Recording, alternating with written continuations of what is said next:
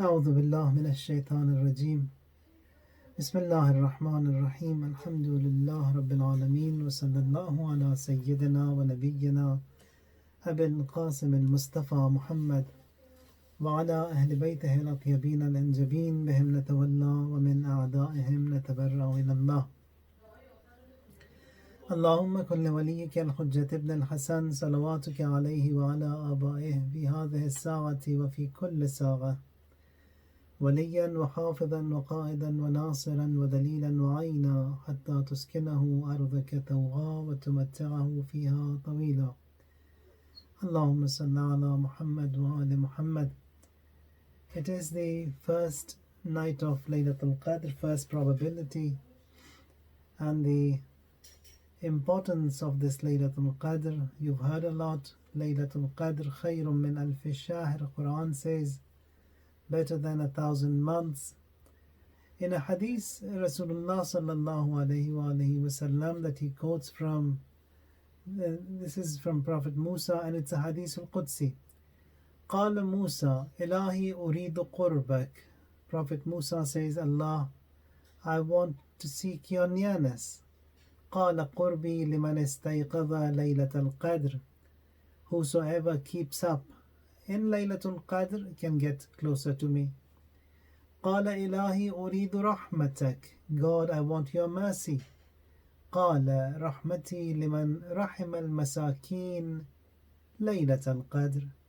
Whosoever has mercy on the masakin, on the needy, on the destitute, Allah's mercy is for him. قال إلهي أريد الجواز على الصراط. I want the permit to pass from the sirat. قال ذلك لمن تصدق بصدقة في ليلة القدر. That is for someone who gives a sadaqah, and that also in Laylatul Qadr. قال إلهي أريد من أشجار الجنة وثمارها. God, I want the fruit and the trees of the heaven. قال ذلك لمن سبح تسبيحة في ليلة القدر. Whosoever lauds and praises in Laylatul Qadr, he will get the fruit and the trees of the heaven. Then Prophet Musa says, إلهي أريد النجاة من النار. I want salvation from the fire. قال ذلك لمن استغفر في ليلة القدر. Whosoever seeks forgiveness in Laylatul Qadr will get salvation from the fire. إلهي أريد رضاك. And finally he says, I want your contentment. I want you to be happy with me. قال رضاي لمن صلى ركعتين في ليلة القدر. Whosoever offers a 2-rakat prayer will get my joy, my contentment. Now the amal that we have for Laylatul Qadr, which start from now, and the first of them, it's a ghusl to be performed before Maghrib, and with that you perform all of the amal inshallah. And the amal also, we've made it quite simple, and the links were sent to you. For those of you for whom reciting Arabic is a little bit tedious, you can follow those links, and the video, it's a walkthrough video. It will play for you all what you have to perform in this Laylatul Qadr, and do it. These opportunities, they knock at our doors once, and there have been many who have benefited so much from this Laylatul Qadr. As the ayah says, Laylatul Qadri khayrun min alfi shahr, better than 1,000 months, means that you can get to your destination in a blink of an eye if we observe these little things that have been said to us by the Ma'asumeen alayhimus salam. Now in the amal that we have for Laylatul Qadr, there is a 2-rakat prayer you offer inshallah after your Maghrib prayers, and after Suratul Hamd recite Suratul Ikhlas 7 times in both the raka'at, and then you've got the istighfar, which is 70 times. You've got that la'an for the killers of Amirulmomineen 100 times, and the little things that have to be done, du'as, recitals, and then we have Joshan Kabir to be recited for tonight. Now all these are important things. Give importance to them. All of you, especially, you are all young. And don't miss out these opportunities. Sit together after iftar if you don't want to. If you want to sit on your own, isolated, solo, whichever way you like and you feel comfortable. But observe these things, observe these du'as, recite them. And if you don't have that much time for Dua Joshan Kabir, 1.5 hours, you can play it on YouTube on fast mode. That will do it in 40 minutes, in 30 minutes. But do it, whatever it is. Maybe some of these verses of Dua Joshan Kabir, they may hit our heart, and that is sufficient for us to get to our destinations. And it is the night of Amirulmomineen alayhi salatu wassalam, a very important night. And Amirulmomineen is that personality, or the only personality in this creation of Allah Tabaraka wa Ta'ala, who is born in Kaaba in a sacred month, and is someone who is wounded in Masjid Kufa, and who attains shahadat in the month of Ramadan, which is the best of months, and on a night like Laylatul Qadr. And the best part of the day is the morning, and here Amirulmomineen is hit in the morning at the time of Fajr. So he is someone who is high, lofty, there is no one like him, and he has attained the perfect of perfections the highest of perfections in every field. That is Amirulmomineen. And one of the Sunni poets, his name is Abdul Baqi, and he is from the descendants of the second Khalifa. He in his Qasida, the first line of it, he says regarding Amirulmomineen, أنت العلي الذي فوق العلا رفع, that you are the high, he who has been raised higher than the height itself. Amirulmomineen, he says, فوق العلا رفع, no more height remains, like saying more than more than justice. Or not that you are comparing someone who is just to another person who is just and saying that Amirulmomineen is better. Just says no. Amirulmomineen, he has reached a rank, or he is at a rank that he is more than justice. That is Amirulmomineen. وقالوا علي على قلت لا فإن أولى بعلي ألا. He says that Ali, and they said Ali is high. I said no, indeed height gained height because of Ali alayhi salam. So that is Amirulmomineen alayhi salatu wassalam. In one of the reports that we have, or the wasaya that we have from the Holy Prophet to Amirulmomineen alayhi salam, and the reason why Amirulmomineen was killed was because of his justice, because of his adl, because of his kindness, because of his caring. And Rasulullah in that glorious hadith says to Amirulmomineen, Ya Ali, إن الله قد زينك بزينة لم يزين العباد بزينة أحب إلى الله منها. Says Ali, Allah has adorned you, Allah has beautified you, and that is with a beauty that no one from the creation of Allah carries that zinat, carries that beauty, and that is only you.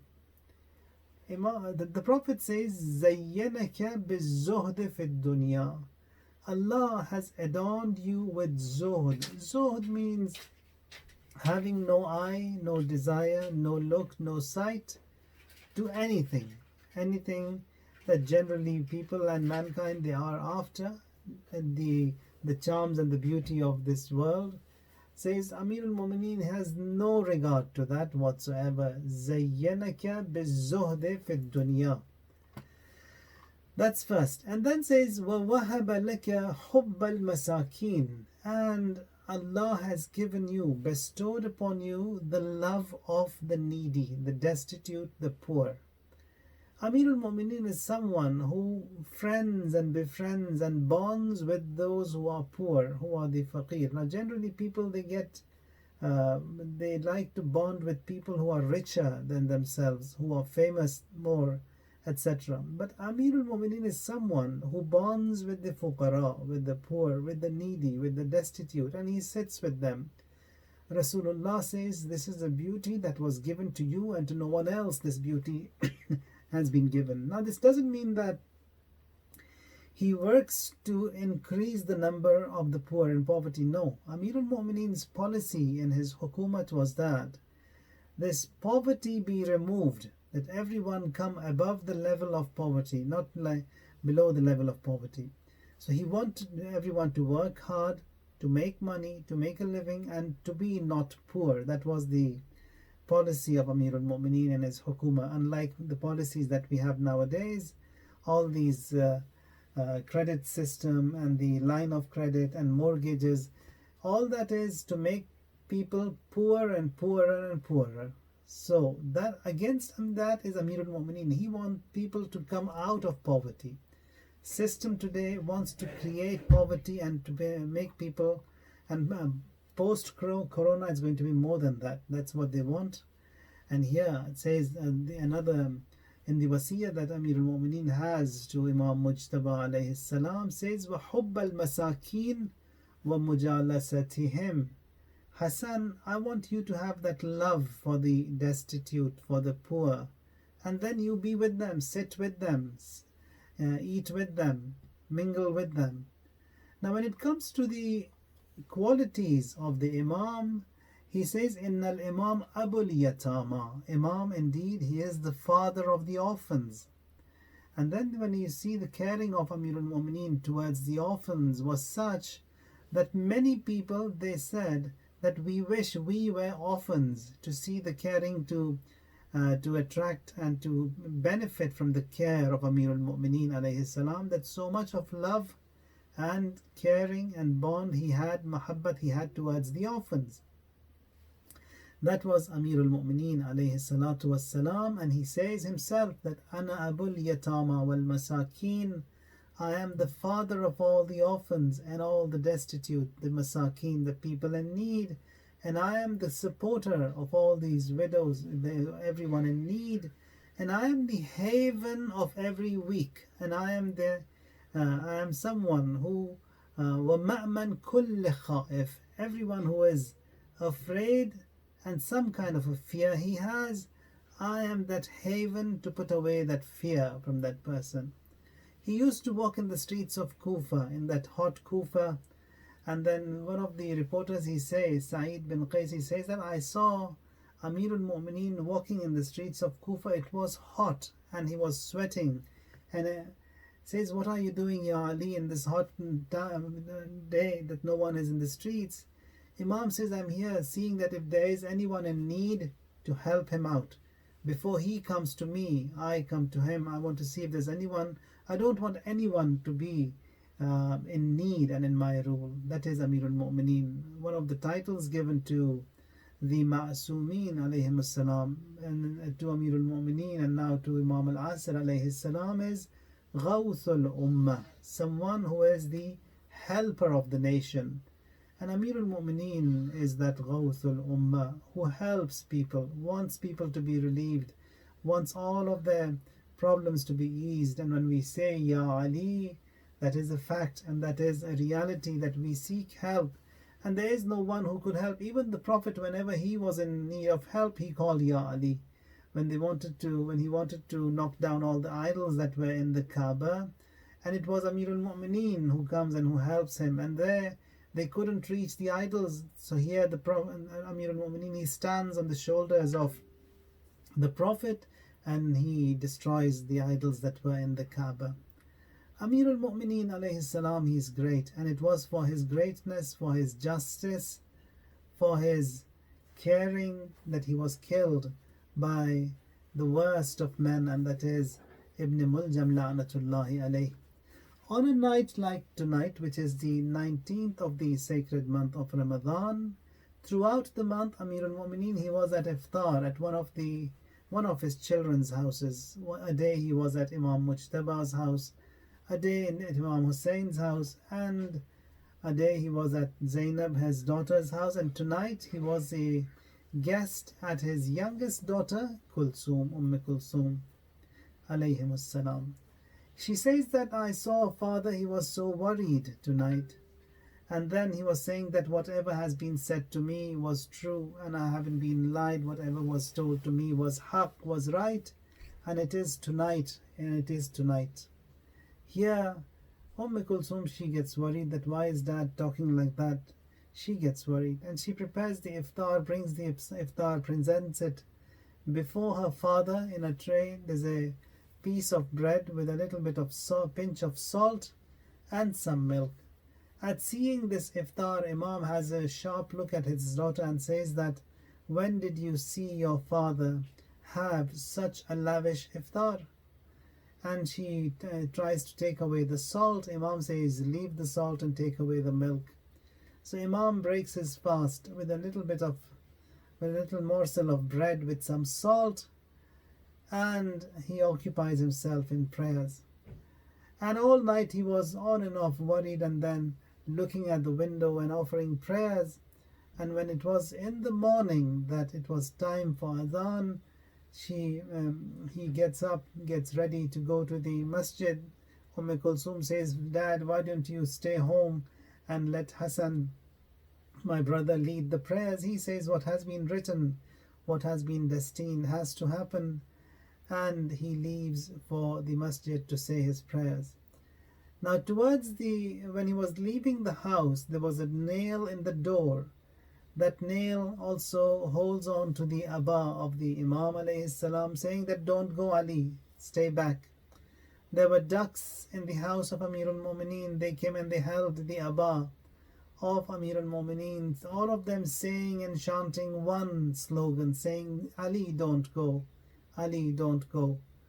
Imam leaves the house, comes to the masjid, and that Mal'oon ibn Muljam, he was sleeping on his belly with a sword under his belly.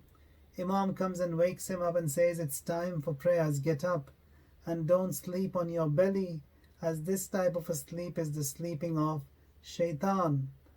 And then either sleep on your right or on your back like the prophets, or on your right like those who are wise. Never sleep on your belly. Imam wakes him up, and then he occupies himself in prayers. And when it was the Fajr prayer time, he started his prayers, and when he bowed down in sajda, this Mal'oon ibn Muljam, he comes and attacks the noble head of Amirulmomineen alayhi salam with that sword that was poisoned, and Amirulmomineen is wounded and hit. The Imam says, Fuzdu wa Rabbil Kaaba, by the Lord of Kaaba I sought prosperity. And Jibreel also raises his crying, saying, Tahaddamat wallah arkan al-huda, by God the pillars of guidance they shook. Ala la'natullah ala al-qawm al-zalimin, wa sayalamu alladhina zalamu ayya munqalabin yanqalibun. Ilahi bihaqq az-zahra wa abiha wa ba'liha wa baniha والسر المستودع فيها إلهي بعلي بعلي بعلي بعلي بعلي بعلي بعلي بعلي بعلي بعلي اللهم أحينا حياة محمد وآل محمد وأمتنا ممات محمد وآل محمد اللهم ارزقنا في الدنيا زيارة محمد وآل محمد وفي الآخرة شفاعة محمد وآل محمد.